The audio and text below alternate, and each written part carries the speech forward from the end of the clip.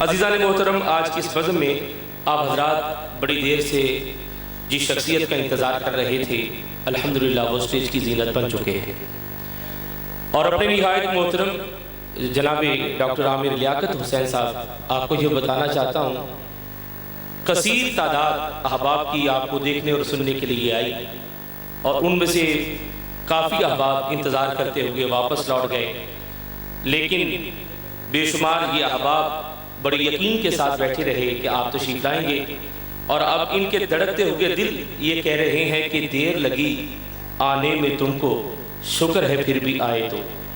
ایک سامان تسکین ہے جو آپ کو دیکھ کر بزم میں بیٹھے حضرات محسوس کر رہے ہیں۔ تو میں یہ چاہوں گا کہ آپ حضرات جن کے منتظر ہیں، وہ منتظر اگر آ گیا تو پھر انتظار کیسا ہے؟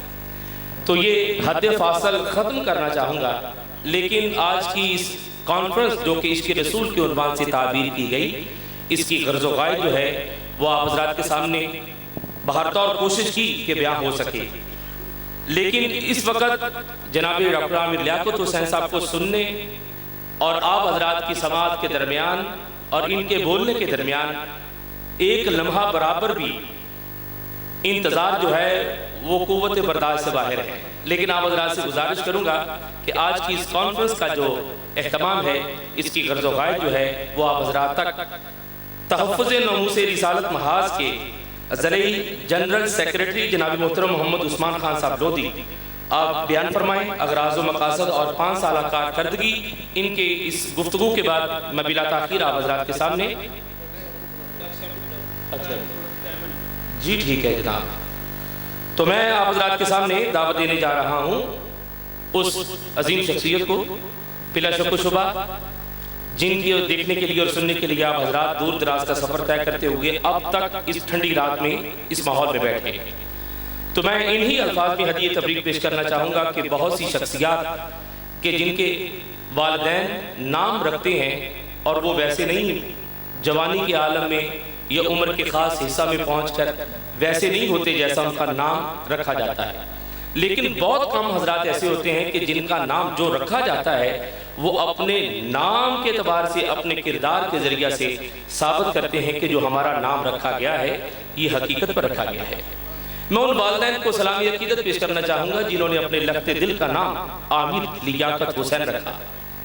عامر کے بہت سے معنوں میں سے ایک معنی ہے معمور، بھرپور، بھرا ہوا، اور لیاقت کہتے ہیں قابلیت کو، تو جو قابلیت سے معمور اور بھرپور ہو اسے عامر حسین کہتے ہیں، عامر لیاقت حسین کہتے ہیں۔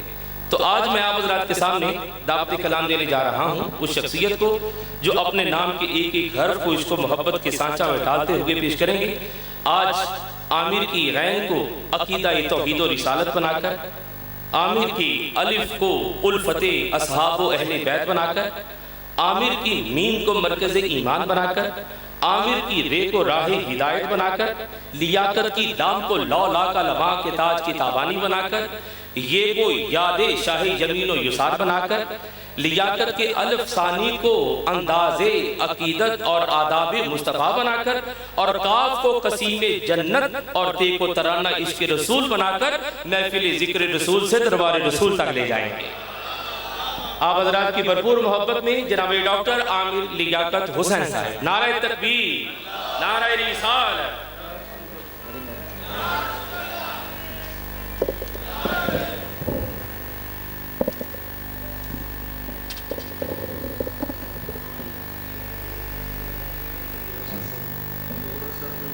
الحمدللہ وحدہ والصلاة والسلام علی من لا نبی بعدہ، اما بعد، اعوذ باللہ من الشیطان الرجیم، بسم اللہ الرحمن الرحیم۔ یا ایہا الذین آمنوا لا ترفعوا اصواتکم فوق صوت النبی۔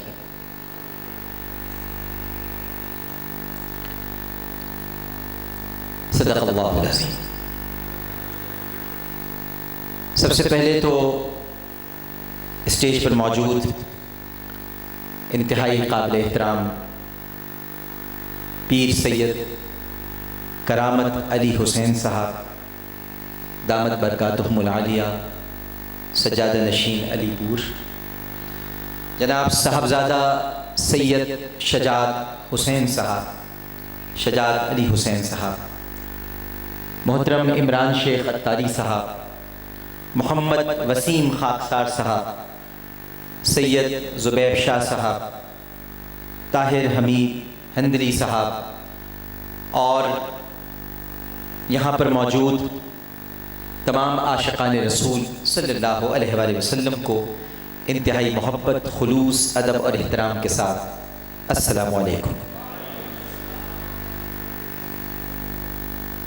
کچھ بھی کہنے سے قبل میں آپ سے معذرت چاہتا ہوں اور معافی کا طلبگار ہوں کہ مجھے آنے میں یہاں تاخیر ہوئی، اور ان لوگوں سے بھی معافی کا طلبگار ہوں جو یہاں بہت دیر تک بیٹھے رہے۔ آپ سے تو زیادہ معافی مانگتا ہوں کیونکہ آپ کو ان سے بھی زیادہ انتظار کرنا پڑا، اور جو یہاں پر بہت دیر تک رہے اور ابھی کچھ دیر پہلے مایوس ہو کر چلے گئے کہ شاید میں نہیں پہنچ سکوں گا۔ ایک تو میری فلائٹ تھوڑی تاخیر سے آئی اور لاہور سے نکلتے نکلتے دیر ہو گئی۔ ظاہر ہے کہ سفر سیالکوٹ کا تھا اور اقبال کے شہر میں آسانی سے نہیں پہنچا جاتا، کچھ تھوڑا سا عشق کا بلاوا بھی ہوتا ہے اور ادب کا تقاضا بھی ہوتا ہے، تو لہٰذا بہت احتیاط کے ساتھ، بہت احترام کے ساتھ، میں بڑی ذمہ داری سے کہوں گا کہ سیالکوٹ کی طرف قدم اٹھانے پڑتے ہیں، کیونکہ یہ ویسے تو اس شہر کو بڑی نسبتیں حاصل ہیں، لیکن یہ اس کا بھی شہر ہے جو شاید اپنے اس شعر کے سبب منتظر ہے جنت کے دروازوں کے کھلنے کا کہ کی محمد سے وفا تو نے تو ہم تیرے ہیں، یہ جہاں چیز ہے کیا لوح و قلم تیرے ہیں۔ تو واقعی یہ جہاں چیز ہے کیا لوح و قلم تیرے ہیں، اقبال لوح و قلم تیرے ہیں۔ تو یہ شہر اقبال بھی ہے، اور سب سے بڑھ کر جب میں اس کو نسبتیں دیتا ہوں تو اس کی بہت ساری نسبتیں ہیں، محبت کرنے والوں کی، پیار کرنے والوں کی، عقیدت رکھنے والوں کی، لیکن میرا خیال ہے اس سے بڑھ کر اور کوئی نسبت ہو نہیں سکتی کہ یہ عاشقان رسول صلی اللہ علیہ وآلہ وسلم کا شہر ہے۔ تو اس لیے مجھے معاف فرمائیے گا کیونکہ میں آپ لوگوں کا دل دکھا کر یہاں سے جانا نہیں چاہتا، اور میں بہت صدق دل سے آپ سے معافی مانگتا ہوں۔ یقیناً آپ اپنے اس پردیسی بھائی کو ضرور معاف کر دیں گے جس کو آنے میں تاخیر ہوئی۔ اب رہی بات گفتگو سے پہلے، میرے بھائی وہاں سے کھڑے ہوئے اور حکم فرمایا کہ ہم نے اتنی دیر انتظار کیا ہے تو آپ خطاب بھی دیر تک کیجیے گا۔ بھائی میرا کیا ہے، آپ جب تک کہیں گے میں کرتا رہوں گا۔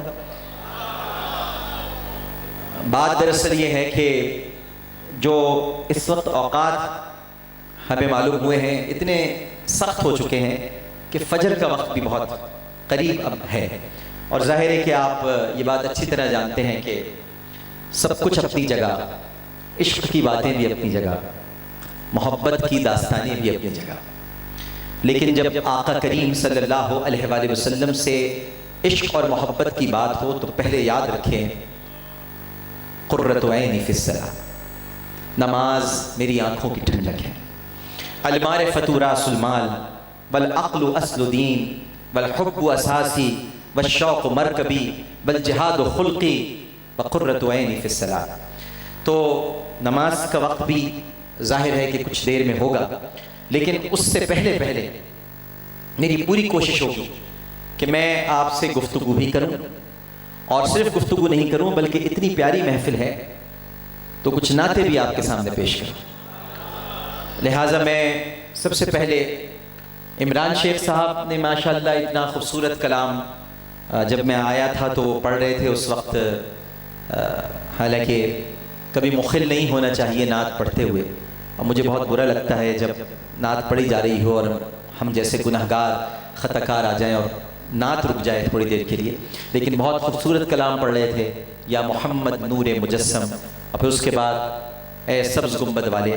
تو میں کچھ بھی کہنے سے قبل، کیونکہ یہ اسٹیج بہت بڑا ہے، یہ ہے تحفظ ناموس رسالت محاذ کا اسٹیج. یہ کوئی معمولی اسٹیج نہیں.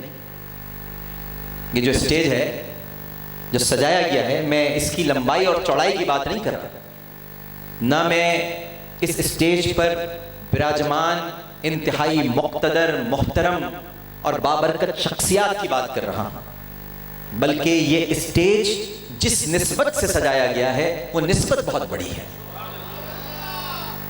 وہ فاروق اعظم کی نسبت ہے رضی اللہ تعالی عنہ. وہ سیدنا صدیق اکبر رضی اللہ تعالی عنہ کی نسبت ہے. وہ سیدنا عثمان غنی رضی اللہ تعالی عنہ کی نسبت ہے. مولائے کائنات حضرت علی کرم اللہ وجہہ الکریم کی نسبت ہے. اور تمام صحابہ کرام رضوان اللہ تعالی علیہم اجمعین اور اہل بیت اطہار کی نسبت ہے. ناموس رسالت کا تحفظ. اسی لیے میں نے ابتدا میں ایک آیت پڑھی اور اس آیت کا ایک جز پڑھا آپ کے سامنے. یا ایھا الذین آمنوا لا ترفعوا اصواتکم فوق صوت النبی ولا تجہروا له بالقول کجہر بعضکم لبعض ان تحبط اعمالکم وانتم لا تشعرون. تو میں اس آیت پر انشاءاللہ تعالی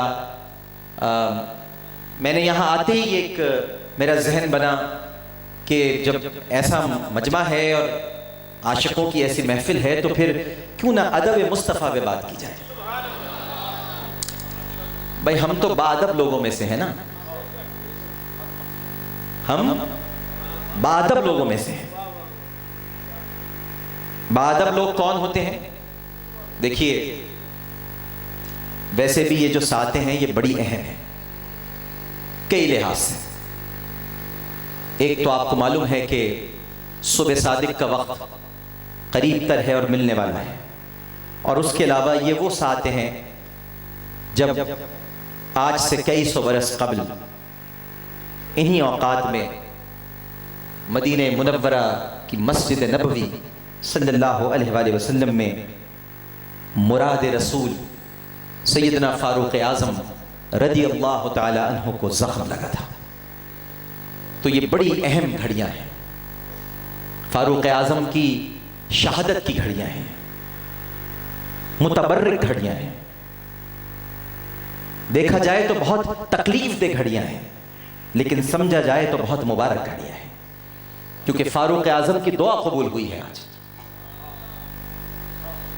ان کی دعا قبول ہوئی ہے. وہ ارشاد فرماتے تھے کہ میں مدینے میں شہید کیا جاؤں تو ان کی صاحبزادی میری اور آپ کی ماں ام المومنین سیدہ حفصہ رضی اللہ تعالی عنہ دریافت کرتی تھی کہ بابا جان مدینے میں آپ کیسے شہید ہوں گے، کیونکہ مدینے میں شہید ہونے کے لیے دشمن اسلام کا ہونا ضروری ہے، لیکن آپ نے تو اتنی خوبصورت خلافت قائم کر ڈالی ہے کہ یہاں اسلام کی کسی دشمن کا گزر ہی نہیں ہو سکتا. اور فاروق اعظم رضی اللہ تعالی عنہ کو اتنا یقین تھا اپنے آقا کریم صلی اللہ علیہ وآلہ وسلم پر، کیونکہ کبھی آقا نے فرمایا تھا، کہاں فرمایا تھا؟ مدینے میں فرمایا تھا. مدینے میں کہاں فرمایا تھا؟ جبل احد پر فرمایا تھا. جبل احد پر فرمایا تھا. جب احد، لوگ کہتے ہیں احد لرزنے لگا، میں کہتا ہوں احد سے جا کے اس کے نصیب تو پوچھو. یہ تم نے کیسے تعین کر لیا کہ احد لرز رہا تھا؟ یہ تم نے کیسے تعین کر لیا کہ احد لرز رہا تھا؟ لرزہ تو خوف سے جاتا ہے، لرزہ تو خوف سے جاتا ہے، لیکن جس پر رحمت کھڑی ہو جائے وہ لرزتا نہیں ہے، عشق میں جھوما کرتا ہے.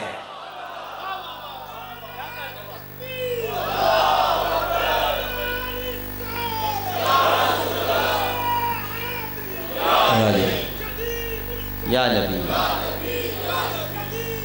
یا نبی وہ لرزتا نہیں ہے، عشق میں جھومتا ہے، اور جب وہ جھومنے لگا سید عالم صلی اللہ علیہ وآلہ وسلم نے ارشاد فرمایا اے احد ٹھہر جا، بس زیادہ نہ جھوم، ٹھہر جا، تجھ پر ایک نبی، ایک صدیق، 2 شہید کھڑے ہیں۔ تو فاروق اعظم کو تو شہادت کا پیغام مدینے میں ہی مل گیا تھا، اور تمام خلفائے راشدین شہید ہیں۔ بڑی ذمہ داری سے آپ کو بتلاؤں، لوگ کہتے ہیں کہ یہ آپ نے کیسے کہہ دیا، سیدنا ابو بکر صدیق رضی اللہ تعالی عنہ تو شہید نہیں ہوئے۔ میں عرض کرتا ہوں ہمیشہ، یہ کیسے ممکن تھا کہ شہادت کا درجہ فاروق اعظم کو مل جائے، عثمان غنی کو مل جائے، علی المرتضیٰ کو مل جائے، اور جو سب دروازوں سے داخل ہونے والا ہو وہ شہادت کے درجے سے محروم رہ جائے؟ بھئی یہ کیسے ممکن تھا؟ سیدنا ابو بکر صدیق رضی اللہ تعالیٰ عنہ نے دریافت کیا تھا نا، اگر یاد ہو آپ کو، بڑی معروف حدیث ہے، اس کا مفہوم پیش کرتا ہوں۔ آپ نے ارشاد فرمایا تھا کہ روزے دار باب الریان سے داخل ہوں گے، نماز پڑھنے والے باب الصلاۃ سے داخل ہوں گے، جہاد کرنے والے باب الجہاد سے داخل ہوں گے، زکوٰۃ دینے والے باب الزکوٰۃ سے داخل ہوں گے۔ تو سیدنا ابو بکر صدیق رضی اللہ تعالیٰ عنہ نے ادب سے اس وقت پوچھا تھا، یا رسول اللہ صلی اللہ علیہ وآلہ وسلم، کوئی ایسا بھی ہے جو ان سب دروازوں سے داخل ہوگا؟ ارشاد فرمایا ابو بکر تو سب دروازوں سے داخل ہوگا۔ تو جو سارے دروازوں سے داخل ہونے والا ہو، یہ کیسے ممکن ہے کہ شہادت کا دروازہ اس پہ بند ہو جائے؟ فرق صرف اتنا ہے کہ فاروق اعظم، عثمان غنی اور علی المرتضیٰ کی رضوان اللہ تعالی علیہ مجمعین کی شہادتیں جہری تھیں، اور سیدنا ابو بکر صدیق رضی اللہ تعالی عنہ کی شہادت سری تھی، آپ کو بھی زہر دیا گیا تھا۔ تاریخ کی کتابوں میں موجود ہے، تاریخ الخلفاء پڑھ لیں علامہ جلال الدین سیوطی کی۔ مسیلمہ کذاب کے فتنے کی سرکوبی کے بعد سیدنا ابو بکر صدیق رضی اللہ تعالی عنہ کو زہر دیا گیا، لیکن سوال اٹھتا ہے نا پھر کہ اگر زہر دیا گیا اور وہ شہید ہوئے تو پھر رسول نے یہ کیوں ارشاد فرمایا کہ تجھ پر ایک نبی، ایک صدیق اور 2 شہید کھڑے ہیں؟ بھئی میرا نبی تو سچا نبی ہے، میرا نبی تو حق کا نبی ہے، میرا نبی تو جو کہتا ہے وہی ہوتا ہے۔ میرے اور آپ کے فہم میں فرق ہو سکتا ہے، رسول کے قول میں فرق نہیں ہو سکتا۔ میری بات سمجھے نا پیر صاحب، ہمارے فہم میں فرق ہو سکتا ہے، لیکن نبی کے قول میں نہ کبھی فرق ہے، کیونکہ آپ اپنی خواہش نفس سے تو کچھ کہتے ہی نہیں۔ وَالنَّجْمِ إِذَا هَوَى مَا ضَلَّ صَاحِبُكُمْ وَمَا غَوَى وَمَا يَنْطِقُ عَنِ الْهَوَى إِنْ هُوَ إِلَّا وَحْيٌ يُوحَىٰ۔ آپ تو وہی کہتے ہیں، بھئی آپ اپنی خواہش نفس سے کچھ نہیں کہتے، آپ تو وہی کہتے ہیں جو وحی آپ پر نازل ہوتی ہے۔ تو پھر میں آپ کو بتاتا ہوں، رسول اللہ صلی اللہ علیہ وآلہ وسلم نے احد پر یہی اعلان فرمایا کہ ابو بکر شہید ہیں، مگر کیسے؟ ذرا قول مبارک غور سے سنیے اور پڑھیے۔ تجھ پر ایک نبی، ایک صدیق اور 2 شہید موجود ہیں۔ در حقیقت یہ قرآن کی تفسیر بیان ہو رہی ہے کہ پہلا درجہ ہے انبیاء کا، دوسرا درجہ ہے صدیقین کا، اور تیسرا درجہ ہے شہداء کا۔ پہلا درجہ انبیاء کا، دوسرا درجہ صدیقین کا، تیسرا درجہ شہداء کا۔ تو رسول کریم صلی اللہ علیہ وآلہ وسلم کا دنیا اور آخرت میں ایک ہی صدیق ہے جو ابو بکر صدیق ہے،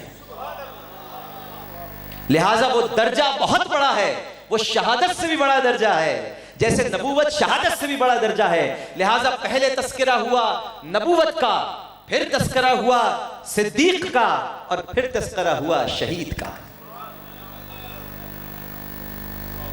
تو یہ جو محفل ہے یہ ناموس رسالت محاذ، تحفظ ناموس رسالت محاذ، یہ کوئی عام تذکرہ نہیں ہے، عام نسبت نہیں ہے، یہ بڑی بنیادی نسبت ہے. یہی تو سب کچھ ہے، یہی تو ہمارا سب کچھ ہے. تحفظ ناموس رسالت ہی تو ہے.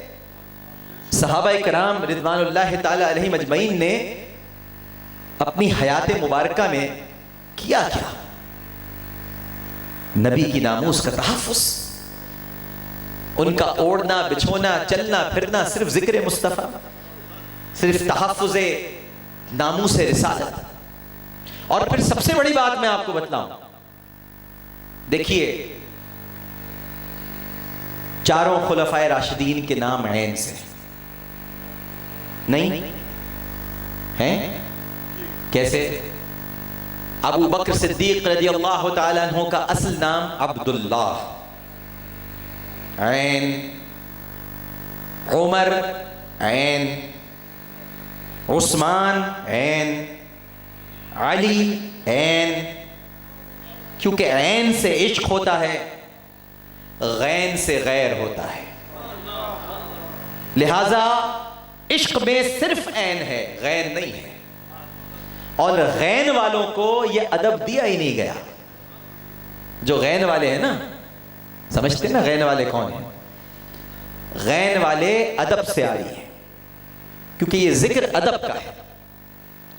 ابلیس کو جہنم کی طرف بھیجا جائے گا، وقت آئے گا جب، ابھی تو اس کو آزادی ملی ہوئی ہے، لیکن جب اسے راندہ درگاہ کیا گیا تو بہت آرام سے بتا دیا جاتا ہے کہ اس نے اللہ سبحانہ و تعالیٰ کے حکم کی نافرمانی کی، حکم عدولی کی. ظاہری طور پر تو بات درست ہے، لیکن حقیقی طور پر اگر اس کی گہرائی میں جایا جائے تو اس نے صرف اللہ کے حکم کی نافرمانی ہی نہیں کی، حکم عدولی ہی نہیں کی، بلکہ مقام ماننے سے بھی انکار کیا. اللہ تعالیٰ جو مقام بتلانا چاہتا ہے اور فرشتوں سے کہتا ہے کہ اسے سجدہ کر،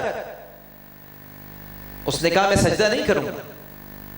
اس لیے نہیں کہ خالی معاملہ یہ ہے کہ میں آگ سے بنا ہوں، یہ مٹی سے بنا ہے، بلکہ در حقیقت اس نے خاکی کے مقام کو ماننے سے انکار کر دیا تھا. اور جو مقام کو نہیں مانتا وہ راندے درگاہ ہو جاتا ہے. جو مقام نہیں مانتا اسے باہر نکال دیا جاتا ہے. سارا جھگڑا مقام ماننے کا ہے، رسول ماننے کا نہیں ہے. بڑی اہم بات کہہ رہا ہوں. جھگڑا یہ نہیں ہے کہ رسول کو مانتے ہو کہ نہیں مانتے، سب کہیں گے مانتے. جھگڑا یہ ہے مقام مصطفیٰ مانتے ہو کہ نہیں مانتے.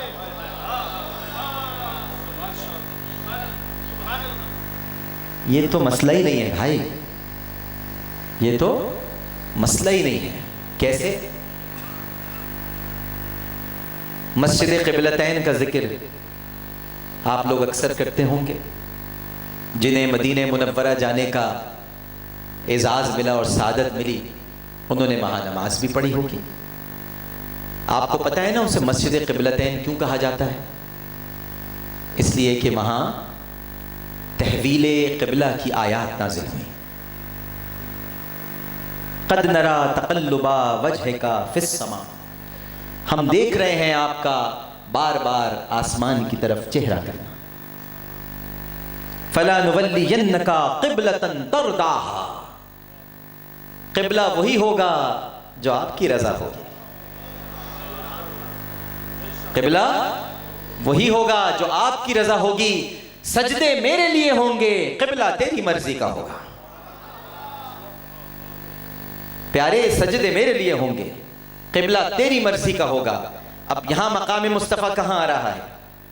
یہاں اس طرح آ رہا ہے کہ جب یہ آیات نازل ہوئیں تو آقا کریم صلی اللہ علیہ وآلہ وسلم صفیں چیرتے ہوئے پچھلی جانب گئے اور ارشاد فرمایا کہ آج سے قبلہ بیت المقدس نہیں ہے، خانہ کعبہ ہے. جیسے ہی آپ نے ارشاد فرمایا جو عشاق تھے انہوں نے اپنے چہرے پھیر لیے، جو منافق تھے بحث کرنے لگے، کہنے لگے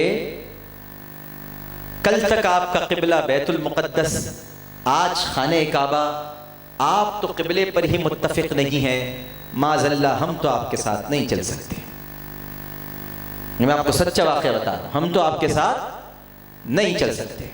اب یہاں رسول کو تو مانتے ہیں، پیر صاحب رسول کو تو مانتے ہیں، مقام نہیں مان رہے کہ یہ مقام ایسا ہے جو جب چاہے قبلہ تبدیل کرا دے۔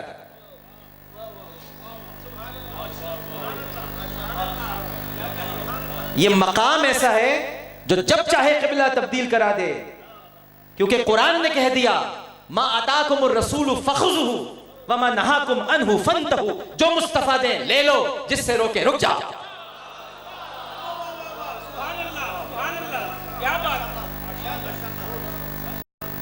جو رسول دیں لے لو، جس سے روکیں رک جاؤ، یہی اسلام ہے، یہی دین ہے۔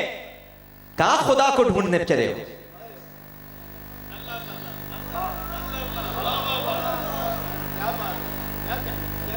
لوٹا اور چادر لے کے کہاں خدا کو ڈھونڈنے چلے ہو؟ سبحان اللہ، نعرہ تکبیر، نعرہ رسالت، نعرہ رسالت، نعرہ حیدری۔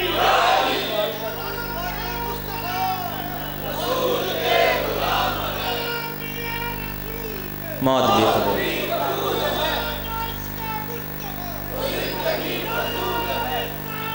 یا رسول اللہ، تو کہاں چلے ہو؟ یہ لوٹا اور چادریں لے کے کدھر چلے ہو خدا کو ڈھونڈنے کے لیے؟ کہاں ڈھونڈو گے خدا کو؟ بس جو رسول دیں لے لو، جس سے روکے رک جاؤ۔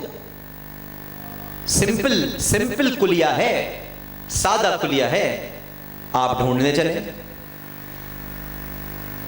عظمت مصطفیٰ نظر ہی نہیں آ رہی، آپ کو دکھائی نہیں دے رہی؟ قرآن ہے کیا؟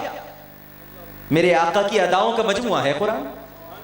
وہ کیسے چلتے ہیں قرآن، کیسے بیٹھتے ہیں قرآن، کیسے بولتے ہیں قرآن، ان کی صلح قرآن، ان کی جنگ قرآن، ان کی ہر ایک ادا قرآن، ان کا اخلاق قرآن، ان کا حکم قرآن، ان کا کھانا قرآن، ان کا پینا قرآن، ان کی وحی قرآن، ان کا انداز قرآن، ان کا کلام قرآن۔ قرآن مصطفیٰ کی اداؤں کا مجموعہ ہے، مصطفیٰ قرآن، قرآن مصطفیٰ، اور کیا؟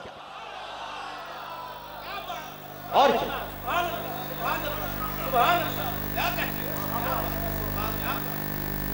لیکن مقام نہیں مانتے نا، رسول مانتے۔ رسول ماننا مسئلہ نہیں ہے، یہ تو کبھی نہیں رہا۔ سچ بتاؤں تو کبھی کبھی ابو جہل بھی رسول مان لیتا تھا۔ اتنا وقت نہیں ہے ورنہ واقعات بتا دوں جہاں جہاں مانا ہے۔ قرضے والا واقعہ تو پتا ہوگا، قرضہ نہیں دیتا تھا، کسی کا حق مارا ہوا تھا، وہ بار بار مانگنے جاتا تھا، نہیں دیتا تھا، وہ سرکار کو لے کے گیا، دروازہ کھٹکھٹایا، باہر نکلا، جی کس لیے آئے محمد؟ اس کا حق کیوں نہیں دیتا؟ ابھی دے دیتا ہوں، ابھی دے دیتا ہوں۔ تو رسول ماننا مسئلہ نہیں ہے، تم نہیں مانو گے وہ منوا دے گا۔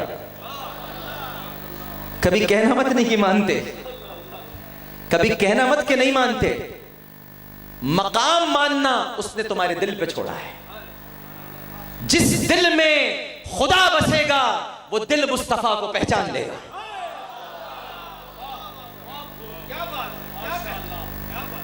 ورنہ رسول کو ماننا کوئی مسئلہ نہیں ہے۔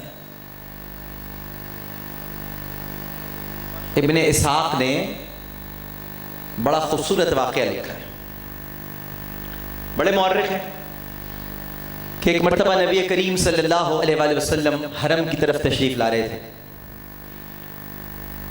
عتبہ، ابو سفیان، ولید بن مغیرہ اور ابو جہل، یہ چاروں وہاں پر بیٹھے تھے۔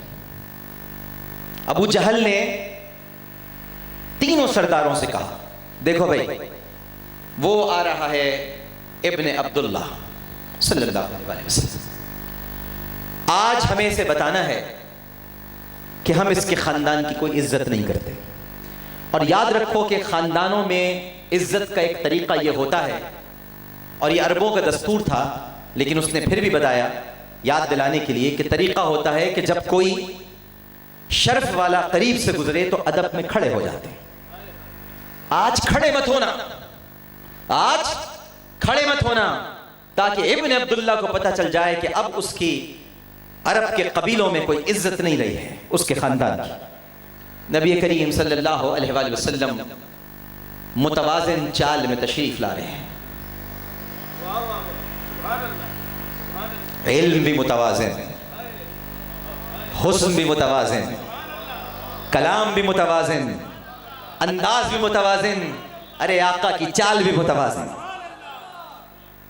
तशरीफ ला रहे हैं, और आपको तो पता है कि एक खास आदत हसना है मेरे आका की, तबस्सुम फरमाने की, जिसका तस्करा कई शोरा ने किया, लेकिन आला हजरत ने क्या खूब किया, जिसकी तस्कीन से रोते हुए हंस पड़े, उस तबस्सुम की आदत पे लाखों सलाम।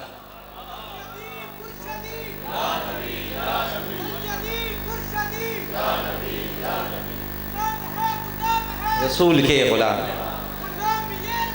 मौत भी कबूल। तो वो तशरीफ लाए, तबस्सुम फरमाया, 3 बैठे रह गए, एक खड़ा हो गया।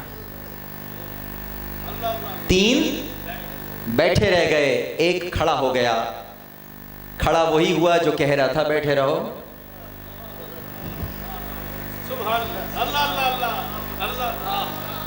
बड़ा सच्चा वाकया बता रहा हूं आपको मैं।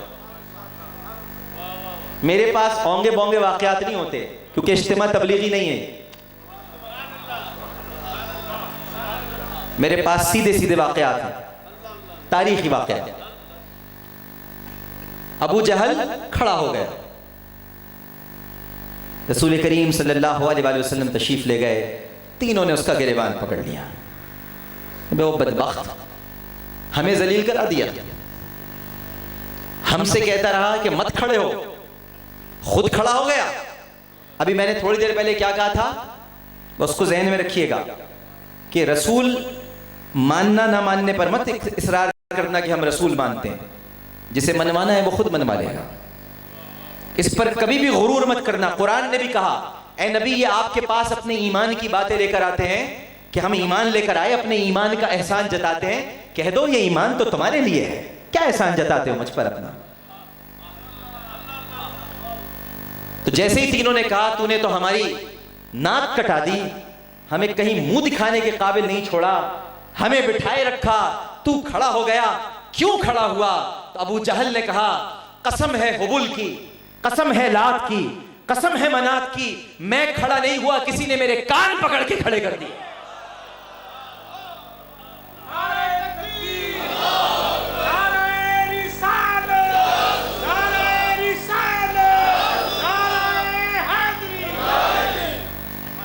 तो जो खड़े नहीं होते अदब से, जो नाम आने पर खड़े नहीं होते, उनसे ये कह दूंगा और कहना चाहूंगा, मत खड़े हो अगर खड़े नहीं होना चाहते। बस इतना याद रखो, नमाज जनाजा खड़े होकर ही अदा की जाती है।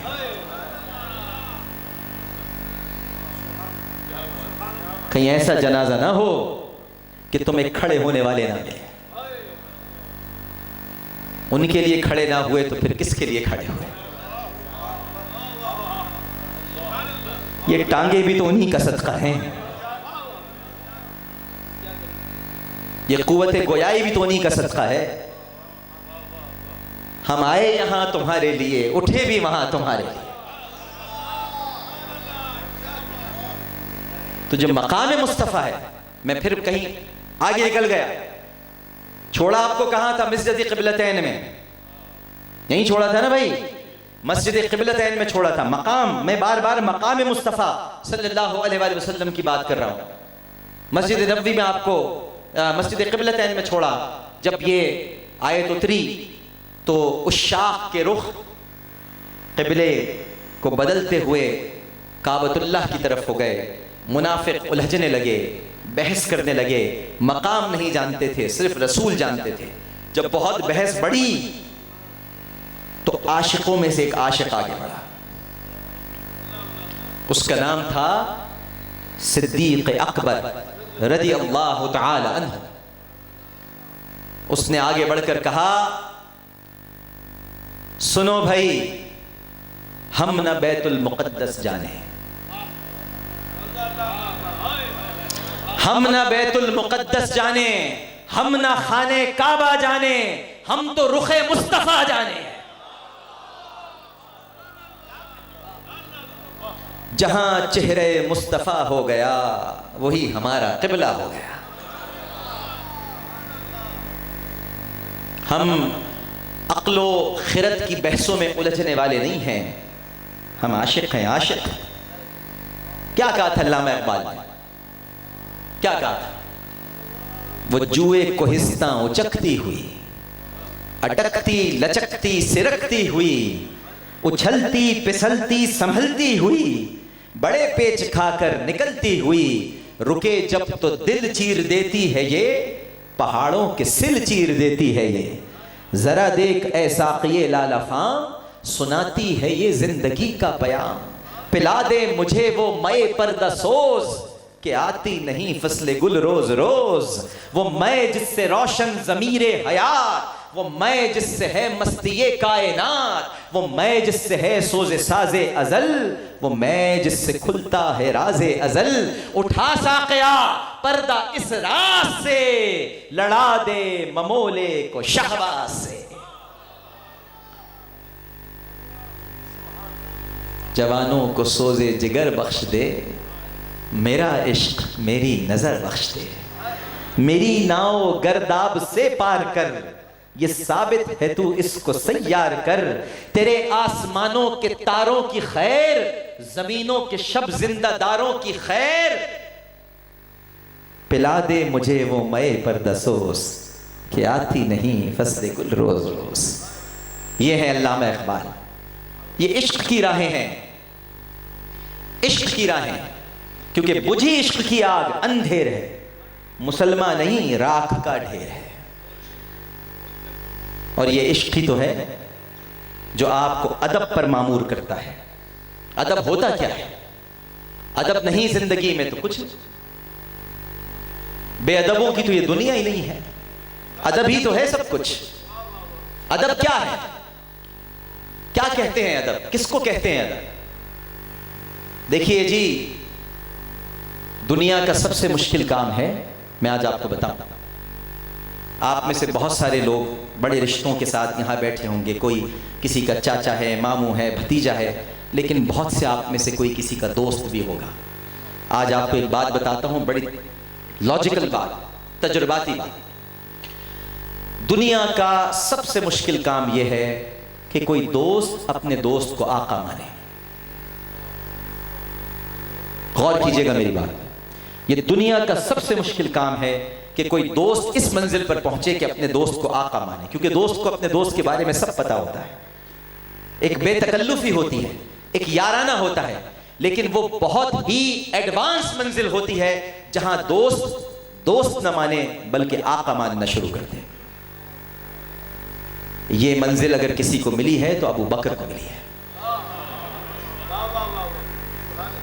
بڑا مشکل کام ہے. اور یہیں سے وہ ادب نکلا کہ فدا کا ابی و امی یا رسول اللہ. ہمیں کہتے ہیں